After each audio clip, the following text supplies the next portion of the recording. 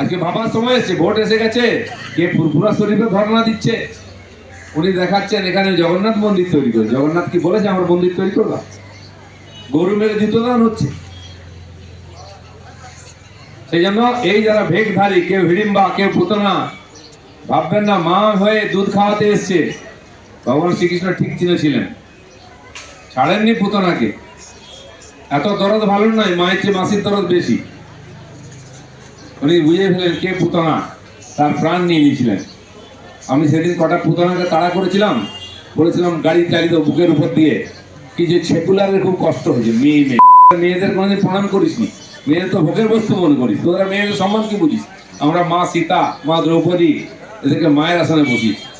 মার আসন সীতাকে বসাবো, এই সুর্পনখাকে আর পুতনাকে কখনো বসাবো? তাদের বুকের উপর দিয়ে গাড়িই চালাবো আমরা, কারণ ছদ্মবেশে মা সেজে এসছে। চিনুন এদেরকে, কে মা আর কে পুতনা। দিলীপ ঘোষ রাজনীতির আবর্জনা, কটাক্ষ করছেন তৃণমূল সাংসদ কল্যাণ বন্দ্যোপাধ্যায়।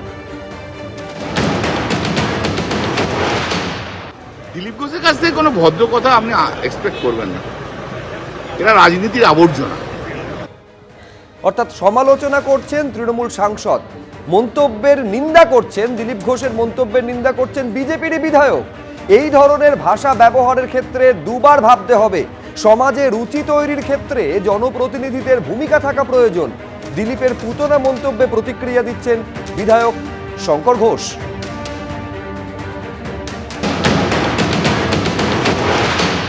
জনপ্রতিনিধিদের দায়িত্ব কতটা? মহিলাদের সম্মান বাড়ানো, মহিলাদেরকে অগ্রাধিকার দেওয়া। জনপ্রতিনিধিদের দায়িত্ব নিশ্চিতভাবে অনেকখানি। আমি এটুকু মনে করি সমাজের রুচি তৈরি করবার ক্ষেত্রে জনপ্রতিনিধিদের ভূমিকা থাকা প্রয়োজন।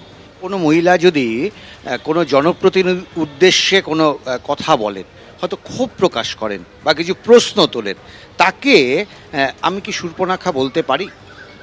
দেখুন, কোনো বিশেষ পরিস্থিতির কারণে কেউ যদি এই ধরনের শব্দবন্ধ ব্যবহার করেন, সেটা নিশ্চিতভাবে তিনি তার মনোভাব প্রকাশ করবেন। আমি সবসময় মনে করি পরিস্থিতিকে নিয়ন্ত্রণ করবার দায়িত্ব অনেক সময় আমরা নিয়ে থাকি। নিয়ন্ত্রণের বাইরে চলে গেলে তার বহিঃপ্রকাশ অনেকের ক্ষেত্রে অনেকভাবে হয়। মানে এইভাবে হবে? রাজ্যের মহিলাদের ক্ষেত্রে এটা বহিঃপ্রকাশ হতে পারে?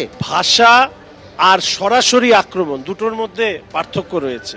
দলীয়ভাবে আমরা চেষ্টা করি যে একটা রুচিশীল ভূমিকা পালন করা।